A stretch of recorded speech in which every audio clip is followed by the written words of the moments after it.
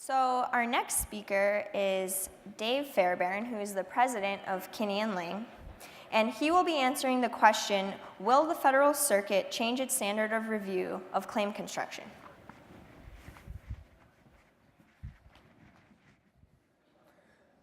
Morning. The answer is I don't know. Okay, we're done. There it is. There is a case that is pending before the Court of Appeals for the Federal Circuit, and save the date here. Auspicious date too, Friday the 13th of September, 2013. All the stars have aligned. This is a rehearing en banc of lighting ballast control versus Philips Electronics North America. This has to do with fluorescent light ballasts, which none of us really probably care about. The issue that is presented, or has been presented, on rehearing relates to a case, Cyborg Corp versus FAS Technologies. And the three issues stated by the Federal Circuit that they want to have considered were, should this court overrule Cyborg Corp v. FAS Technologies? How many people have even heard of this case? FAS, Cyber. Okay, we're a clean slate. Can tell you anything and we'll be fine. Second, should this court afford deference to any aspect of a district court's claim construction? And third, if so, what aspects should be afforded deference? Why are people caring about this? That's what we're going to talk about. We're going to go through how did we get here? Does this really matter? Is this a solution looking for a problem? And what, if anything, should be done about it? First off, what is Cyborg? This was a case decided in 1998 where the Federal Circuit en banc considered the question of whether claim construction should be reviewed, the district court's decision on claim construction in a patent case be reviewed using the clearly erroneous standard, or which is applicable to issues that involve facts, versus de novo review when the issues involve matters of law. And the court held that claim construction is purely a legal issue. They had already held that a couple years earlier, and that the subject, the appeal should be with a de novo review. So we're going to backtrack a little bit. We're going to go through some of the principles. I'm going to take you through the history of how we got here, and why these principles are what they are, and why patent infringement litigation centers so heavily on claim construction, and then to the issue that's presented in the lighting control case. First off, we go to the statute, patent statutes. This is section 112B of Title 35, which is the title that involves the U.S. patent laws. It says the specification, and that is the written description of the invention that has to disclose the invention in enough detail so that people of ordinary skill in the art would understand the invention and how to make it, and be able to practice it. The specification shall conclude with one or more claims, particularly pointing out and distinctly claiming the subject matter that the invention, the inventor or joint inventor regards as the invention. Patent infringement centers on the claims. The claims are the legal definition of the scope of legal protection that's granted by the patent. Infringement is determined by reference to those claims, and that's, we're citing a Court of Claims case from 1967. Court of Claims was one of the predecessor courts to what now is the Federal Circuit. Patent infringement involves two steps in terms of the analysis of is there infringement or isn't there. The first step is to determine the meaning and scope of the patent claims that are asserted to be infringed. This is, as we'll find out, a legal issue, and this is the job exclusively of the trial court judge. The second step is comparing the properly construed claims to the device, or in some cases, the process or method that is accused of infringing. That is a factual inquiry, and that is one that is the job of the finder of fact, which may be a jury, may be a judge. More typically is a jury. And the two cases that are cited here, the case that first with the Federal Circuit and then at the Supreme Court a year later in 1995 and 1996, the Markman v. Westview Instruments case resulted in kind of a seismic shift in how patent infringement lawsuits are conducted. And as a result of the Markman 1 and Markman 2 cases, the Federal Circuit and then the Supreme Court case, the first step, which is claim construction, has become recognized as the most important step in modern patent litigation. The pretrial work in a patent infringement lawsuit centers around when are you going to determine, when is the judge going to determine what the words of the claims mean, where those words are in dispute.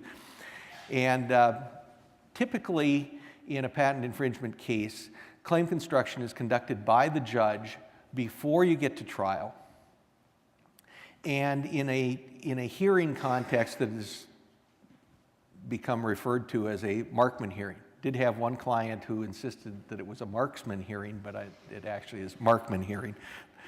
The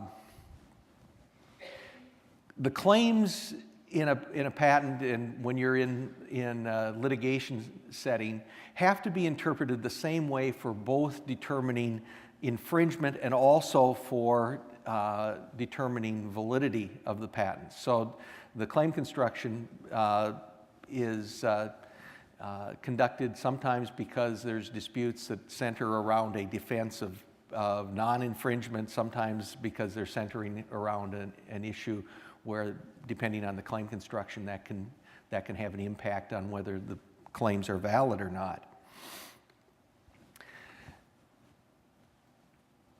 There are different sources of evidence that can be used in determining the meaning of words that are used in a patent claim.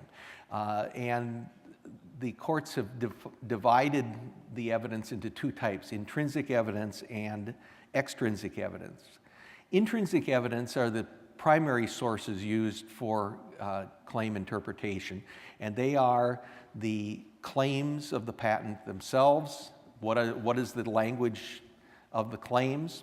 Not only the claim that might be in dispute and its language, but the other claims that are in the patent as well, because they may provide some context as to what the words mean. The specification, which is the written description of the invention that I mentioned before, that's usually a much more lengthy description of what the patent is about, what the invention is about. And the prosecution history, and that is the history of the interaction between the applicant and the Patent and Trademark Office as the examination of the patent is going on. And oftentimes in prosecution, statements will be made as to what the meaning of particular words are. Maybe arguments that are made in distinguishing the claim says such and such, and that means this, and it doesn't mean that. Well, if you say that in the prosecution, you're going to be stuck with that later, because an admission is an admission is an admission. Extrinsic evidence, on the other hand, are things that you can't obtain just by looking at the patent and at its prosecution history. By the way, you can get a copy of the prosecution history from the U.S. Patent and Trademark Office. These days, you can go online to their website, go on to the PAIR database, and download at least the more recent patents. You can get an entire copy with no expense other than if you want to print it off and you have to pay for the paper. Extrinsic evidence can be testimony of experts on what people of ordinary skill in the art interpret particular terms of art to be and to mean. It can be dictionaries, treatises, technical books, articles, whatever. There's all sorts of things other than the prosecution history and the patent itself.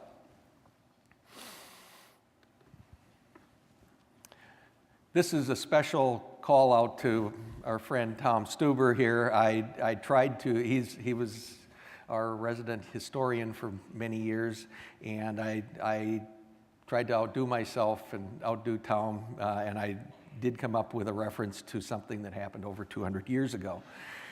Patent claims are uniquely an American invention. The patent systems existed before the U.S. patent system. England had one of sorts, but claims originated here. Robert Fulton, who was, of course, you all know, the inventor of the steamboat, actually was credited as perhaps having the first patent that had a claim in it, and that was a patent that issued in 1811. Claims were first mentioned in the patent statutes in the Patent Act of July 4, 1836, and they were mentioned, but they weren't required. It wasn't until the Patent Act of 1870 that patent claims were having at least one claim in a patent was a requirement. As early as 1848, the Supreme Court held that the construction of a patent claim is a matter of law that's exclusively for the court. And there's a whole string of cases after that, Supreme Court cases, to that same proposition. Late in the 19th century, two of the leading commentators, probably of all time, Professor Robinson, the Law of Patents for Useful Inventions, and then Walker on Patents in 1895, both presented this proposition as what the law is, that claim construction is, or claim interpretation is a matter of law exclusively for the court. And that implies, and in fact was the case, that back in that time period, patent infringement cases were tried to juries, even though the nature of the relief sometimes being, and oftentimes being requested, was injunctive, an injunction against future infringement. Patent cases from the beginning of the U.S. Patent system did involve jury trials.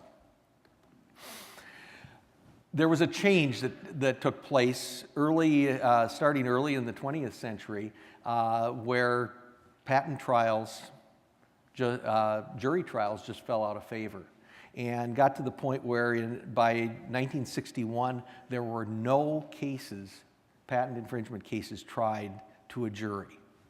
And that was certainly the case through the 1960s and early into the 1970s. But what was going on at that time was that there was a substantial hostility in certain circuits in the U.S. to patents. And the Eighth Circuit was the one that really was the champ.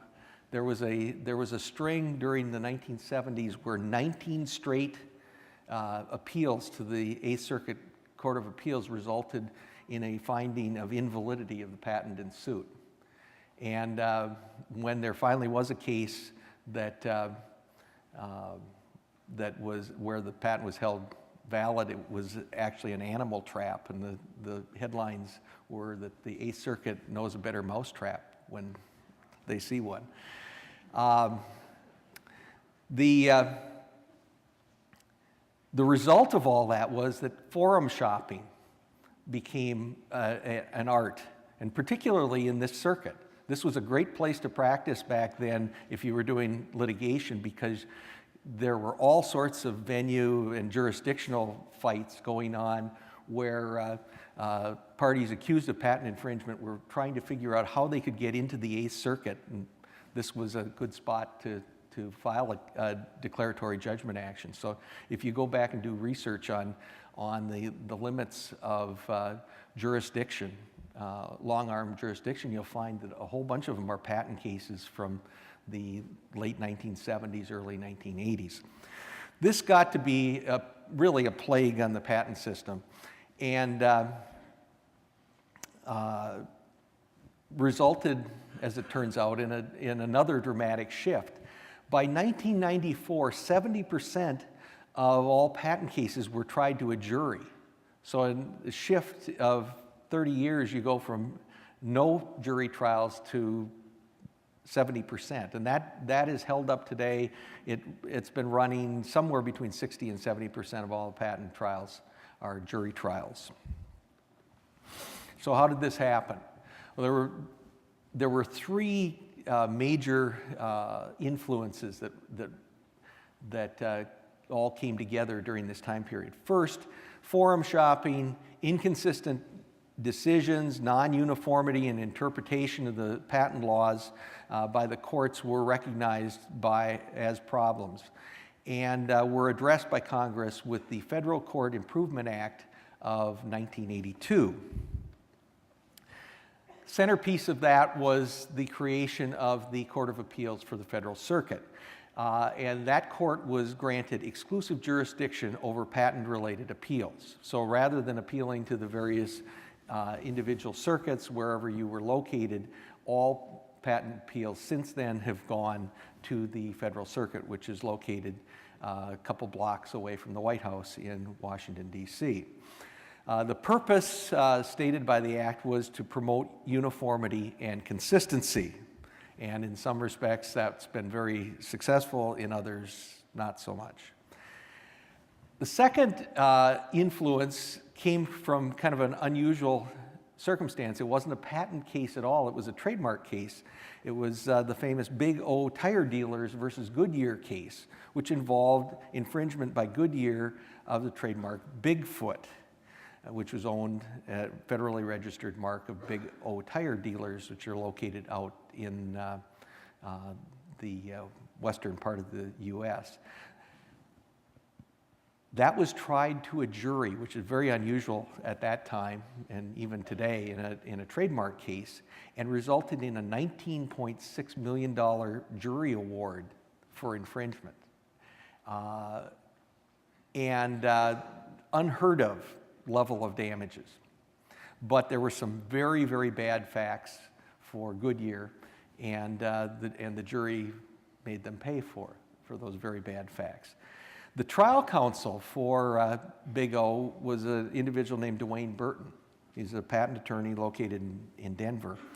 And after his success in that case, he became a champion for the idea of using jury trials in the intellectual property cases.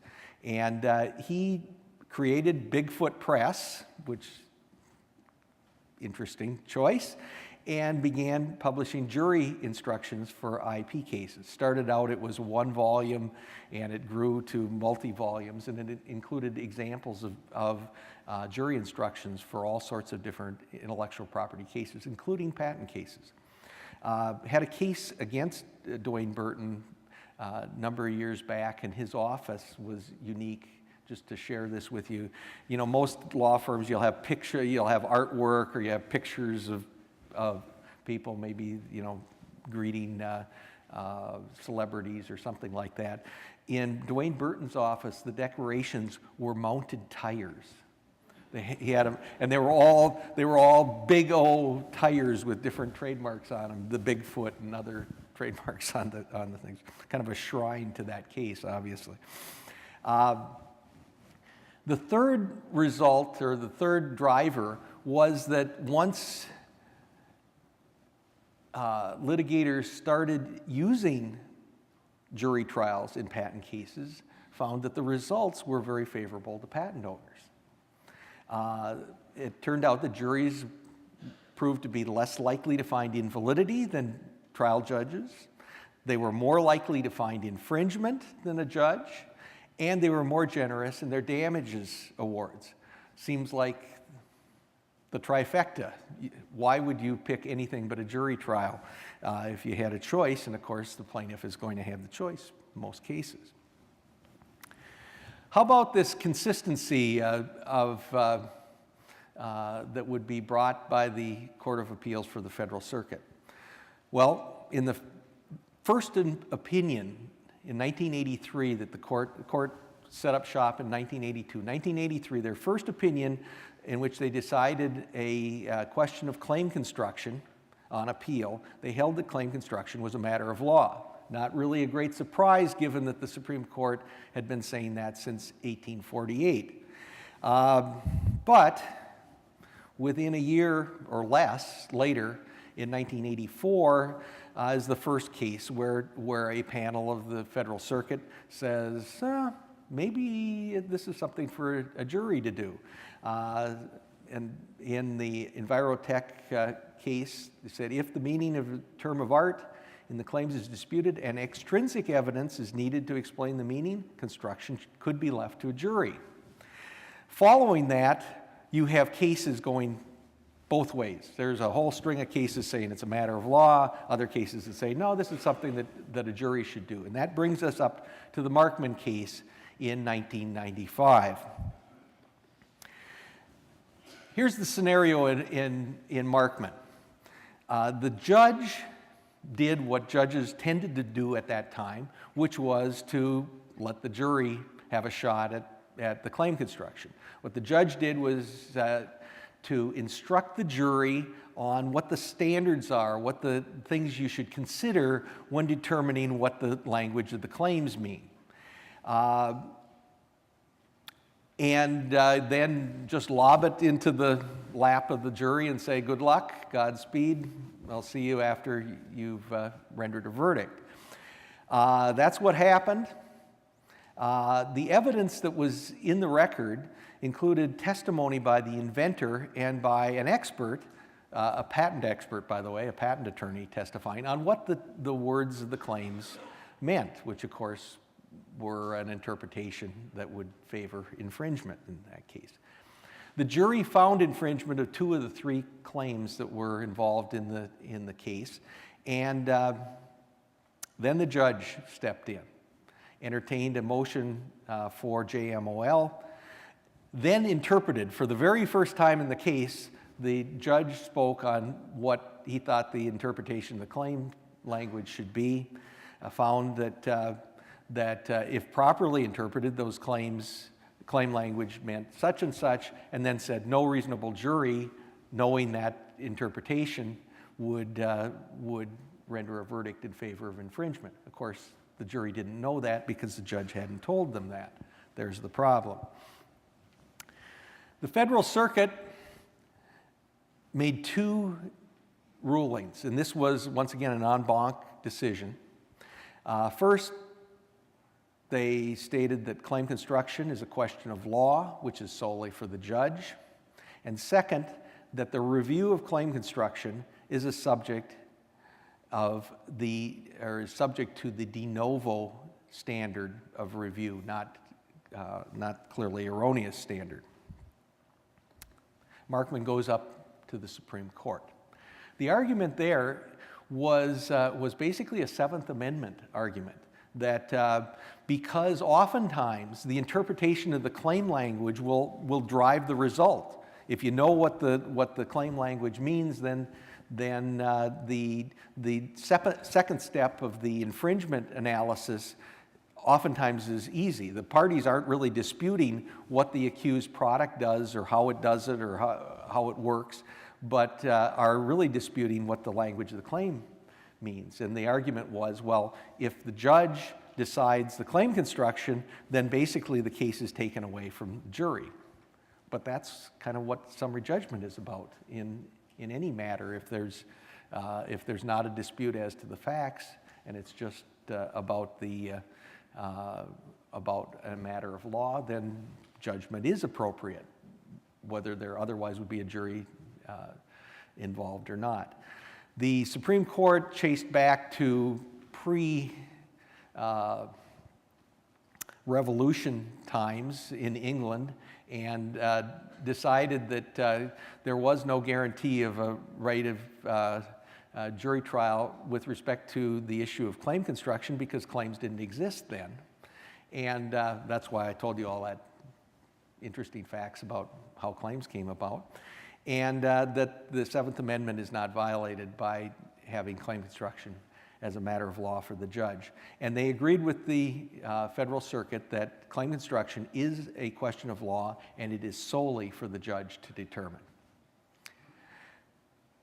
Interestingly, the Supreme Court was absolutely silent on the pronouncement by the Federal Circuit that the standard of review was a de novo review. So in the aftermath of Markman 1 and 2, we had a rather chaotic situation because neither the Federal Circuit nor the Supreme Court had clearly defined what the procedures should be for how a determination, this claim construction should take place. When, other than it had to be done before you charge the jury, nor the particular methodology, what things are you supposed to consider. The Federal Circuit had, in the Markman decision, had listed a number of things, but there was no indication of what might be more important than other, or if there were things that were more important than other. So the litigants, as well as the courts, the district courts, were left kind of with a blank slate and trying to figure out what to do. And as a result, what you see early on is that the district courts are struggling to try to figure out what to do. Do you hold an evidentiary hearing? Do you just have arguments of counsel? When do you do it?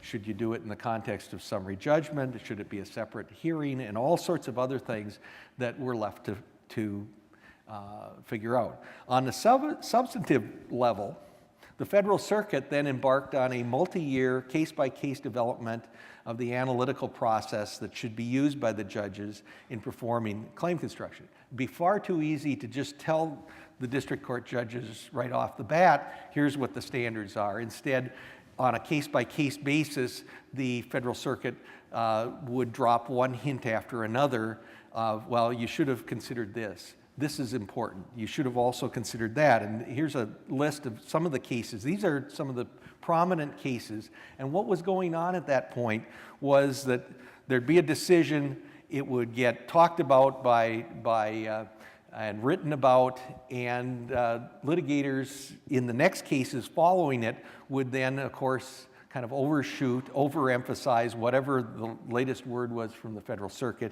and we were on kind of this, I don't know, seesaw or whatever type thing of hunt for what's the true rule. Probably the most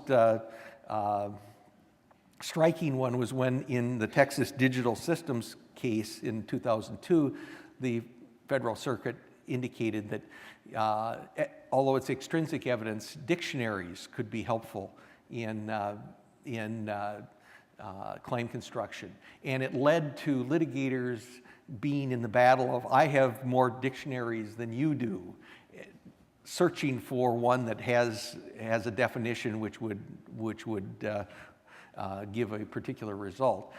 That finally culminated in 2005 when the Federal Circuit decided the Phillips case, and that really laid out, here are all the factors. There is no major magic formula, but here are all the factors that you need to consider.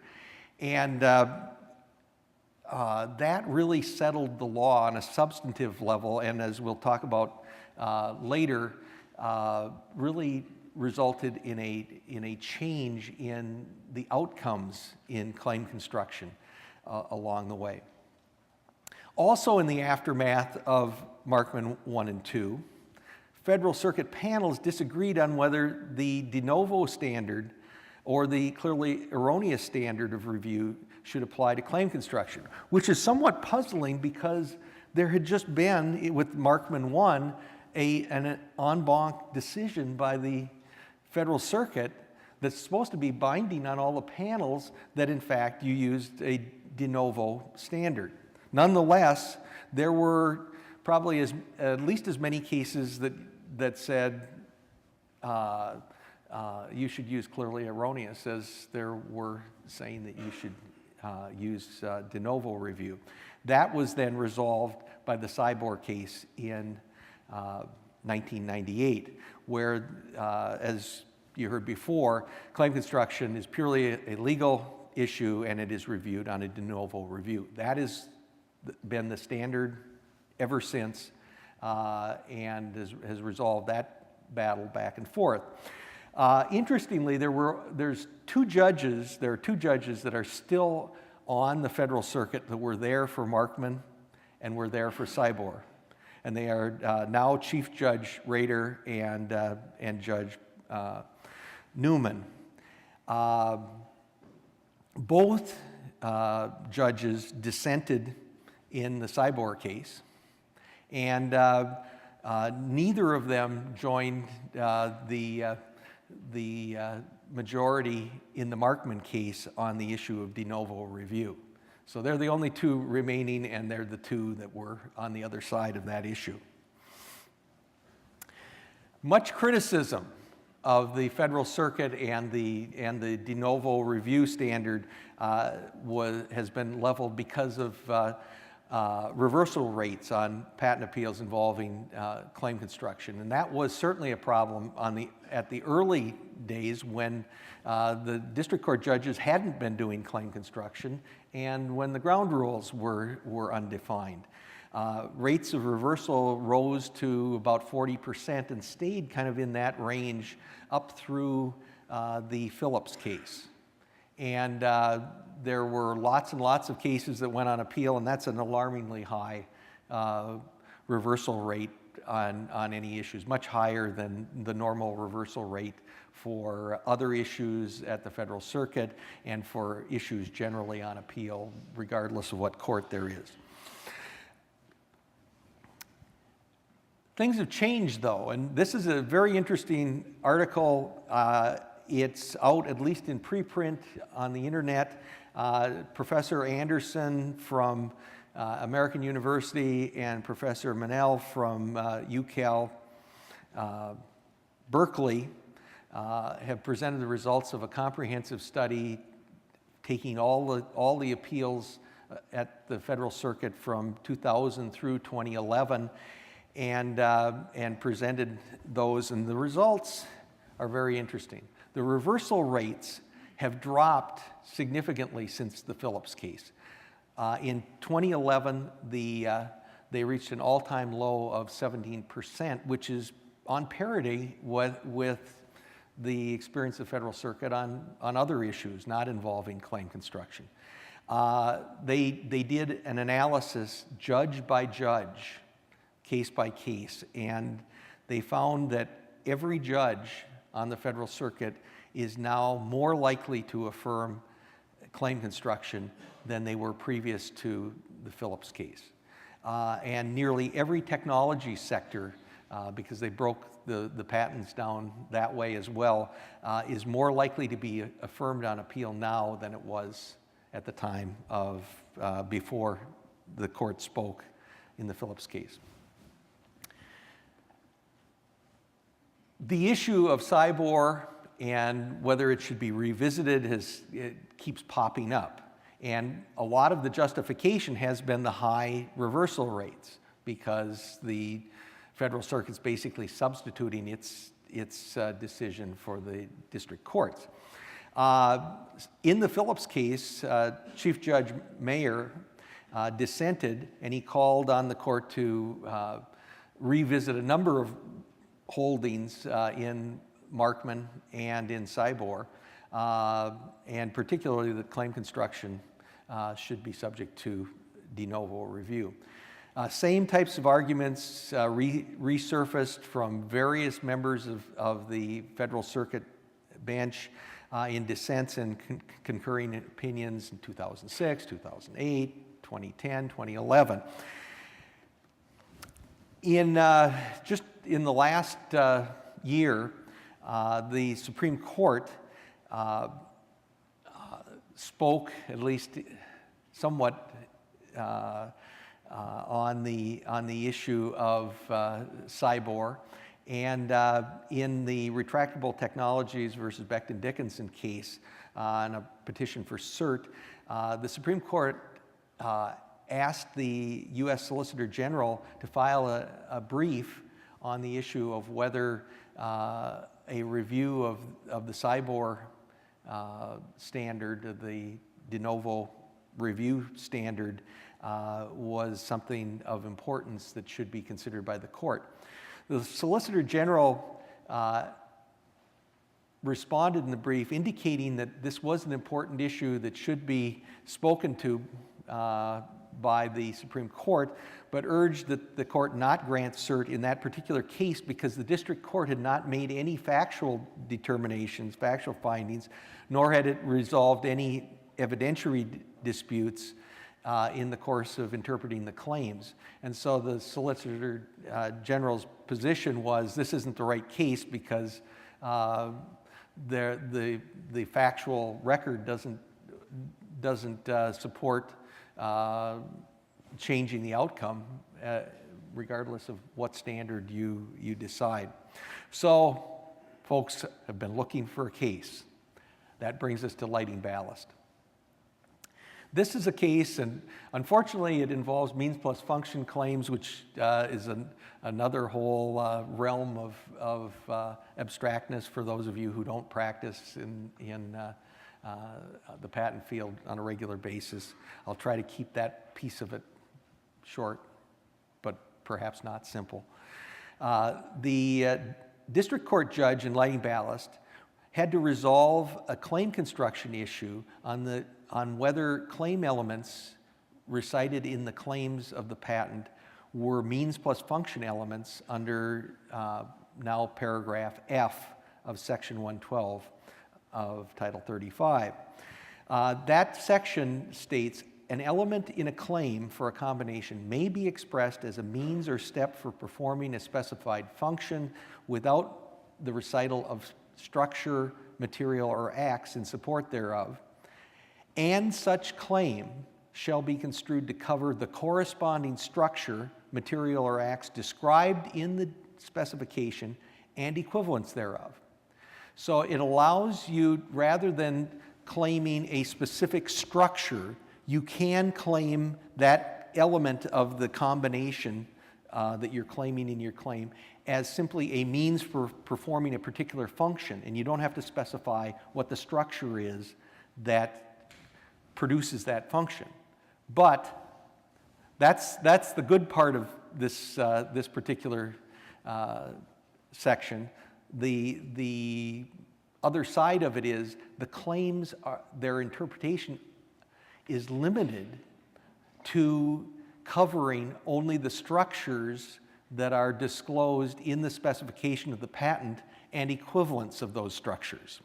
So when you're interpreting a means plus function claim, you have to identify what's the function, then you have to look into the patent and find out what are the structures that they disclosed that perform that function, and then when you do the comparison, that's what the judge is supposed to do. Then when you do the comparison, which the jury is going to do, what they do is they take that construction and they say, does it perform this function, the accused product, and does it have a structure which is either the same as what's disclosed in the patent or something that's the equivalent of it. All right, so what happens here?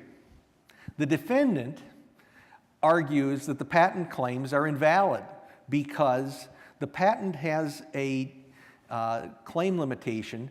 Voltage source means providing a constant or variable magnitude DC voltage between the DC input terminals. That was the claim language.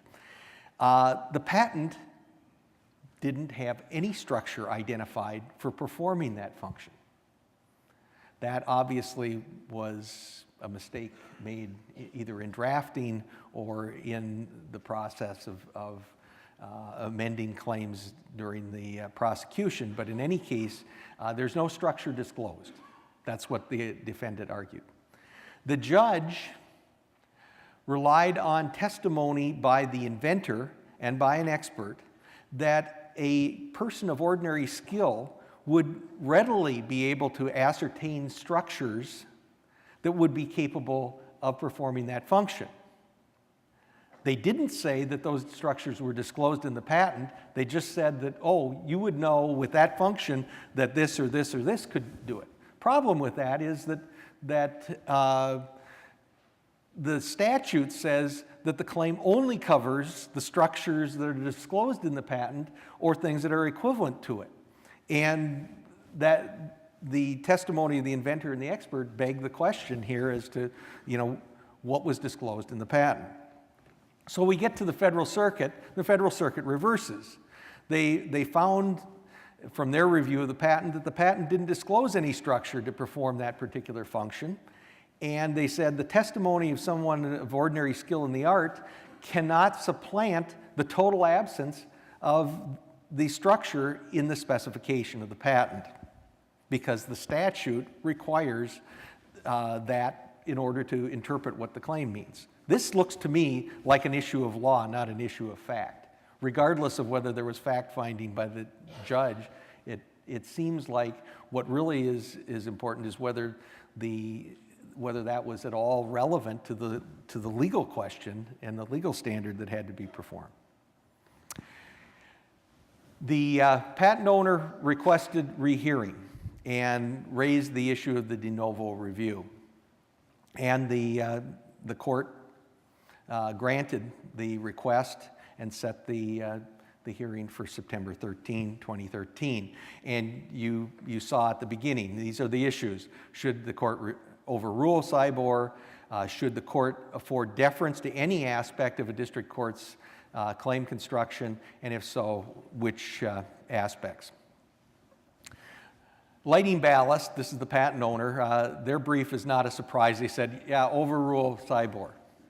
And they referred to the Solicitor General's brief in the retractable case the Solicitor General says it's important that we take a look at this. Interestingly, they avoided the issue of whether the testimony relied upon by the district court could cure a lack of an explicit disclosure in the specification of structure for performing the recited function. Universal, who is one of the defendants along with Phillips, said that they thought that clear error review of rulings that involve disputed issues of historical facts based on extrinsic evidence should be subject to the factual or clear error standard rather than de novo review. They're cutting this mighty fine because they're saying it's only extrinsic evidence, shouldn't apply to the intrinsic evidence, which is the patent, its prosecution history, and its claims. And it should only be historical facts, whatever that is supposed to mean. And they urge caution lest such a change be perceived as an opening the door to every claim construction being portrayed as a disputed factual issue that invites battle of experts on how they read a patent for purposes of litigation. And I think that is the concern with revisiting Cybor is that it will change if there's a reversal.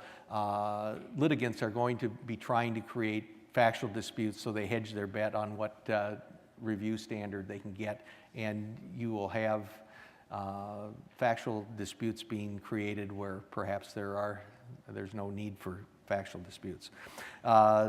Universal said there should be de novo review of construction of anything that is based on the intrinsic record. There's been a number of amicus briefs filed. Two of note are by the American Bar Association and the American Intellectual Property Law Association, taking somewhat different approaches. The ABA felt that all fact findings should be reviewed under a clearly erroneous standard to the extent that there's fact finding that underlies claim construction, and they specifically identified 9 different questions that should be characterized as findings of fact. And that's in, for those of you who are really interested, Agenda for 21st Century Patent Reform, which was created by the ABA section on IP law in 2010. The American Intellectual Property Law Association said that there should be a review of the underlying facts from both intrinsic and extrinsic evidence for clear error, but the import of those facts, which kind of plays into what we have here with lighting ballast, the import of those facts should be decided on a de novo basis, because that really is a legal decision rather than a factual decision. There are other briefs. Carl Moy from William Mitchell College of Law just filed an amicus brief here in the last week or so, raising other issues, and you're probably going to have as many different views on this as you have amicus briefs filed. Where this is going to go, uncertain. It's unclear whether the numbers on the Federal Circuit are such that they wanted to have the hearing just to clear the air and to stop the constant calls for revisiting, or whether there's actually enough numbers there that they're going to make a change. This is likely, given kind of where the Supreme Court indicated that this could very well end up at the Supreme Court for review as well. So maybe next year we'll be able to shed a little bit more light on this. In the meantime, you know,